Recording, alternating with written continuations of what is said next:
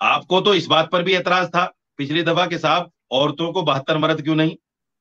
जैसे दुनिया में रंगरलियां मनाती है, जैसे अच्छा। रिलेशनशिप के नाम पे, दोस्तों के नाम पे आप लोग जिस तरह रंगरलियां मनाती हो, आपको जन्नत में भी रंगरलियां मनानी है, 72 अच्छा, मर्द आप चाहिए वहां मना भी सकते आपको। हैं। आप 72 हूरे रख सकते हैं, आप रंगरलियां मना अब सकते सुनिए, हैं। अब औरतें नहीं सुनिए। मना सकती। और ये बहन भाई की शादी कैसे हो सकती है? मतलब बचपन से तो वो बाजी और भाई चल रहा होता है, और बड़े होके जी वो मामूजाद भाई से शादी हो गई, फुप्पीजाद बहन से शादी हो गई। मतलब ये कजन मैरिजेस का कॉन्सेप्ट जो है वो अजीब सा दिमाग घुमाने वाला है। इस्लाम में क्यों है? नहीं होना चाहिए। इस्लाम जो है नकल का नाम है, अकल का नाम नहीं है। नकल का मतलब जो कुरान में है, जो कुरान में है इस्लाम उसको कहा जाता है। मेरा दिमाग क्या कहता है, उसका नाम इस्लाम नहीं है। इन मौलाना साहब का परिचय देने की शायद जरूरत नहीं है, क्योंकि हम सब जानते हैं कि ये हैं हिंदुस्तान की मशहूर हस्ती, इस्लाम के ठेकेदार, एक बहुत बड़े दार्शनिक, पत्रकार जनाब मौलाना साजिद रशीदी। इनके पास अपार ज्ञान का भंडार है। इनकी खूबियों की तो क्या ही बात करें। इनमें ज्ञान तो इस कद्र कूट कूट कर भरा है कि अगर आपने इनकी बातों से असहमति जताई तो आप चाहे पत्रकार हों, डॉक्टर हों, वैज्ञानिक हों, प्रधानमंत्री हों, जो बाइडन हों, समझ लीजिए कि आपसे बड़ा बेवकूफ इस दुनिया में नहीं है। ये आरजू काजमी साहिबा भी बहुत बड़ी बेवकूफ है। ना, ये हम नहीं कह रहे, बल्कि इस तमगे से मौलाना रशीदी ने ही इनको नवाजा है। जानते हैं, ये मौलाना वैज्ञानिकों के अब्बा हैं, क्योंकि ये कहते हैं कि विज्ञान कुरान से निकला है और मौलाना कुरान के ज्ञाता हैं, तो हुए ना विज्ञान के अब्बा। इनका विज्ञान और इनकी खोज कहती है कि भाई बहन की शादी एकदम जायज है। अगर आप नहीं मानते तो आप भी बेवकूफ हैं। बुरा ना मानिए, ये हम नहीं, मौलाना कहते हैं। ये इतनी ऊंची हस्ती हैं कि इनकी बातों से आप अंदाजा लगा सकते हैं कि इनका अल्लाह से डायरेक्ट कनेक्शन है। इनकी ताकत का अंदाजा आप इसी बात से लगा लीजिए कि आरजू काजमी से एक बार इतने खफा हुए कि बतौर सजा उन्हें 72 हूरों की सरदारनी बना दिया। आप भी इनसे बचकर रहिएगा, कहीं ये आपको 72 हूरों के कपड़े धोने पर ना लगा दें। अब हम तो यही कहेंगे कि संपूर्ण ज्ञानवर्धन के लिए इनका पूरा वीडियो देखना जरूरी है। ये मुझे बताइए कि आखिर ये इस्लाम में ये कजन मैरिजेस का क्या कॉन्सेप्ट है और क्यों है? क्योंकि बचपन से तो बताया जाता है भाई का हो, बाजी का हो, बहन का हो, और बड़े होकर शादियां हो जाती हैं। उसकी वजह से भी कई मेडिकल कॉम्प्लिकेशंस बच्चों में आ रही हैं, और ये रिकॉर्ड पे मौजूद है, मैं अपनी तरफ से नहीं कह रही। और ये बहन भाई की शादी कैसे हो सकती है? मतलब बचपन से तो वो बाजी और भाई चल रहा होता है, और बड़े होके जी वो मामूजाद भाई से शादी हो गई, फुप्पीजाद बहन से शादी हो गई। मतलब ये कजन मैरिजेस का कॉन्सेप्ट जो है वो अजीब सा दिमाग घुमाने वाला है। इस्लाम में क्यों है? नहीं होना चाहिए। इसको आप लोग रोकते क्यों नहीं? देखिए, मैंने आपको पहले भी एक बार इसका जवाब दिया था, और जवाब ये दिया था कि इस्लाम जो है नकल का नाम है, अकल का नाम नहीं है। नकल का मतलब जो कुरान में है, जो कुरान में है इस्लाम उसको कहा जाता है। मेरा दिमाग क्या कहता है, उसका नाम इस्लाम नहीं है। मतलब बहन भाई की शादी हो रही है, मामूजाद भाई, फुप्पीजाद बहन भाई बहन, कैसे कह देंगे? तो आप बहन मामूजाद भाई भाई कैसे? फुप्पीजाद बहन क्यों बहन भाई बोलते हैं? बोला नहीं जाता नहीं, है ना, बचपन से सुनिए, भाई और बहन आपस में बोलते भी हैं। हमारे यहाँ तो बाजी बोलते मैं हैं, जवाब दे रहा हूँ ना, भाई मैं जवाब बोलते दे हैं। रहा हूँ। ए मुसलमानों, तुम आपस में भाई बहन हो, भाई भाई हो, भाई बहन हो। इन्नमल मोमिनूना इखवा, तमाम मुसलमानों के लिए कहा गया है। भाई का मतलब क्या हुआ? इस्लामी भाई। एक होता है रिश्ते का भाई, एक होता है दूध शरीक भाई, एक होता है ईमानी भाई।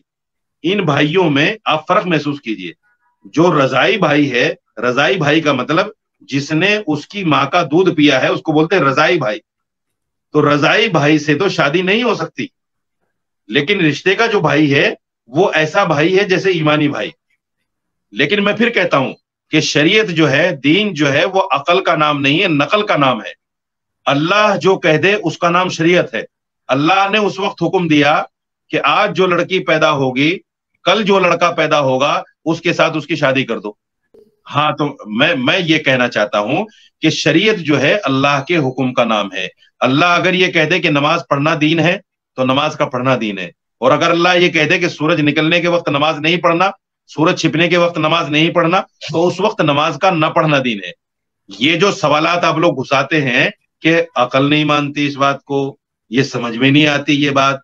अरे भाई, आप कोई इस दुनिया के सबसे बड़े आलिम थोड़े ही हैं, इस दुनिया के सबसे बड़े कुरान के मुहक्किक और मुदक्किक थोड़े ही हैं। सबसे बड़े मुहद्दिस थोड़ा ही हैं कि आप ये कह देते हैं हमारी समझ में तो नहीं ये बात आती भाई। आप पहले लेकिन इल्म फिर दीन को आप देखिए पहले इल्म साइंस, दीन को पढ़िए, सुनिए मोहतरमा सुनिए, पहले इल्म दीन को पढ़िए, कुरान को पूरा समझिए। थोड़ी सी साइंस भी पढ़ लेनी चाहिए, थोड़ी सी साइंस भी अगर पढ़ लें तो अच्छा रहेगा। साइंस साइंस भी बताती है कुरान से ही आपको निकला है। कि ये जो कजन मैरिजेस है इससे रिटार्डेड बच्चे पैदा हो रहे हैं, तरह तरह के बच्चों में बीमारियां आ रही हैं, और ये कजन मैरिजेस नहीं होनी चाहिए। तो आप मत करिए, थोड़ी सी मैं तो नहीं आप करूंगी, मत करिए ना, कौन मेरे सर पे सिंह नजर आ रहे हैं। मैं आपसे ये कह रही हूँ कि ये चीज नहीं होनी चाहिए। अगर कोई चीज गलत चली आ रही है रिवायत में तो वही उसको बात, बदलना फिर वही बात, चाहिए। आप कौन होते हैं गलत सही का फैसला करने वाले कि गलत चली आ रही है? मैं आपसे ये बताइए। कह रही हूँ कि हिंदू रिलीजन में भी कजन मैरिजेस नहीं है, जो कि एक बहुत अच्छी बात है उनके मजहब में, और हमारे यहाँ भी ये होना चाहिए। अगर अभी तक कोई गलत काम करते चले आ रहे हैं तो जरूरी तो नहीं कि आगे भी करते रहे, और अगर कोई कुएं में कूद रहा है तो उसको बताना तो पड़ेगा कि भाई तुम्हारे बच्चों के ऊपर असर पड़ सकता है, वो रिटार्डेड हो सकते हैं, 100 बीमारियां आ सकती है। इश्काल यहाँ पैदा होता है, सवाल यहाँ खड़ा होता है कि साहब मैं ये कहूं कि साहब मेरी समझ में नहीं आ रहा है। अरे भाई तू है कौन? तू कौन है ये कहने वाला कि मेरी समझ में नहीं आ रहा है? अगर तेरी कोई हैसियत है समाज में, अगर तेरी कोई हैसियत है शरीयत में, अगर तेरी कोई हैसियत है साइंस में, अगर तेरी कोई हैसियत है किसी भी इल्म में, तो फिर आप कहें कि साहब इल्मी जवाब आप दीजिए, उसका सवाल लीजिए, कोई मसला नहीं है। लेकिन कोई भी आदमी खड़ा होकर ये कहे कि साहब ये इस्लाम की ये फला बात मेरी समझ में नहीं आती, हिंदू मैरिजेस में बहुत अच्छा है, बहुत अच्छी बात है भाई, आपकी समझ की बात है। बहुत लोगों को हिंदू धर्म पसंद आता है, बहुत लोगों को मुसलमान धर्म पसंद आता है तो इसमें भी जबरदस्ती नहीं किसी के साथ कि भाई कौन हिंदू धर्म में रहेगा, कौन मुस्लिम धर्म में रहेगा, कोई किसी को भी फॉलो करे। और दूसरी बात, जो अच्छी बात जहां भी मिले उसको ले लो। अगर आपको ये अच्छा लग रहा है हिंदू धर्म में, अच्छी बात है, हिंदू धर्म की बात को मानिए। आप, कौन मना करता है आपको कि मत मानिए उसको? आपको तो इस बात पर भी एतराज था पिछली दफा के साहब औरतों को 72 मर्द क्यों नहीं? जैसे दुनिया में रंगरलियां मनाती है, जैसे रिलेशनशिप के नाम पे, दोस्तों के नाम पे आप लोग जिस तरह रंगरलियां मनाती हो, आपको जन्नत में भी रंगरलियां मनानी है। 72 मर्द चाहिए वहां भी। आप 72 हुरे रख सकते हैं, आप रंगरलियां मना सकते हैं, औरतें नहीं मना सकती। ये क्या बात है? अब सुनिए, देखिए, अब सुनिए, यही तो चीज है ना। देखो, दिमाग को बिल्कुल हाजिर रखकर समझना चाहिए। एक बात हमेशा जहन में रखिए, आप जर्नलिस्ट हैं, मैंने भी जर्नलिज्म पढ़ा है, मैं जर्नलिज्म को जानता हूं। बहुत सारे सवाल आउट ऑफ द वे करती हैं आप, क्योंकि आपको जर्नलिज्म की हवा भी नहीं है, ये सच्चाई मैं बता रहा हूं आपको। मैंने जर्नलिज्म को डीयू से पढ़ा है। आप जानती हैं इस बात को? नहीं जानती होंगे, मैं बता देता हूं आज आपको। आप जो सवाल करती हैं आउट ऑफ द वे करती हैं, क्योंकि आपको सवाल नहीं करना, आपको जर्नलिज्म के हद में नहीं रहना, आपको तो वो चीजें निकालनी है जिससे आपको टीआरपी मिले, और नमक मिर्च लगाना है। मैं अच्छी तरह समझता हूं, मैं बेवकूफ नहीं हूं। आपने कहा ना कि रंगरलियां मनानी है 72 मर्दों के साथ, शुरू तो आपने किया था, मैंने तो आपको जवाब दिया। मैंने ये कहा कि जैसे दुनिया में लड़कियां रिलेशनशिप के नाम पे और लड़के रिलेशनशिप के नाम पे, फ्रेंडशिप के नाम पे दुनिया में रंगरलियां मनाती हैं, ऐसे ही जन्नत में चाहती हैं। मैंने ये नहीं कहा कि जन्नत में रंगरलियां मनाएंगे, मैंने दुनिया में कहा। आप लोगों ने तो जायज कर लिया ना फ्रेंडशिप को, आप लोगों ने रिलेशनशिप को जायज कर लिया, आप लोगों ने फ्रेंडशिप को जायज कर लिया, आप लोगों ने सब चीजों को जायज कर रखा है। जन्नत में ऐसा नहीं चलेगा, जन्नत में तो अल्लाह का कानून चलेगा।